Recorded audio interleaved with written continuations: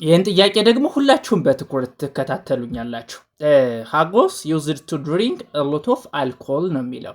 አሁን ጉዳያችን ስለ ዩዝድ ቱ ነው። ከዚህ በፊት ሰርቻለሁ። ምናልባት ግን ረጅም ጊዜ ስለሆነው የምታስታውሱ ታስታውሳላችሁ። ምናልባት በቅርብ የሚያያችሁት ካላችሁ ልታዩት ትችላላችሁ። ስለ ዩዝድ ቱ በደንብ ጥሩ አድርጌ ሰርቼላችሁ ነበር ከዚህ በፊት።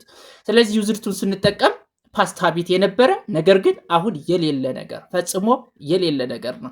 ነገር ግን ፈጽሞ የሌለ ነገር ሲባል እዚህ ጋር ፍሪኩዌንሲ ተገልጿል። ኤሎት ሚል በጣም ብዙ አልኮል ይጠጣል ይላል።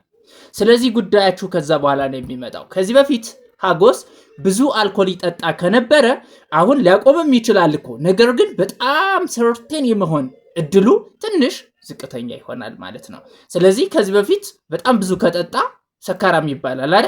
ከዛ በኋላስ ይሄ ምንድነው ሶሻሊ ምናምን ተብሎ ለማህበራዊ እና ደግሞ አንዳንድ ቤተሰብ ላይ ቁጭ ብሎ በዓል ሲደርስ ምናምን የሚጠጣቸው ነገሮች እንደዛም ሊሆኑ ይችላሉ ማለት ነው። ስለዚህ ፍሪኩዌንሲ በሚገለጽበት ጊዜ እና በማይገለጽበት ጊዜ የሚያጋጥሙ ነገሮች ይኖሯቸዋል ማለት ነው። እዚህ ጋርም የገጠማችሁ እሱ ነው።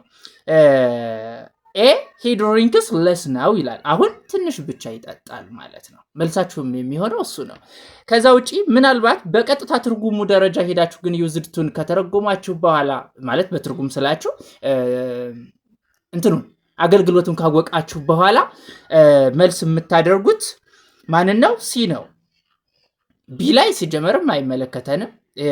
ሂ ኢዝ አን አልኮሊክ ይላል አይደል? በጣም ጠጭ ነው። ስለዚህ የኛው ከራሱ ከሴንቴንሱ ጋር ተመሳሳይ ነው እንጂ ዩዝድ ቱ አልተጠቀመውም ማለት ነው። ፓስት ሀቢት የነበረ ነገር ግን አሁን የቆመ ነገር ስለሆነ የምንጠቀም ቢን እና ዲን ታስወግዳላችሁ።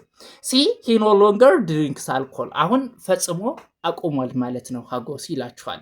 ነገር ግን ቅድም እንዳልኳችሁ ምንድን ነው ፍሪኩዌንሲ በሚገለጽበት ጊዜ ከነበረው ከቀነሰ ስለዚህ ተቃራኒ ይሆናል ማለት ነው። በፊት ኳስ ጫወት ነበር፣ አሁን አቆምኩኝ።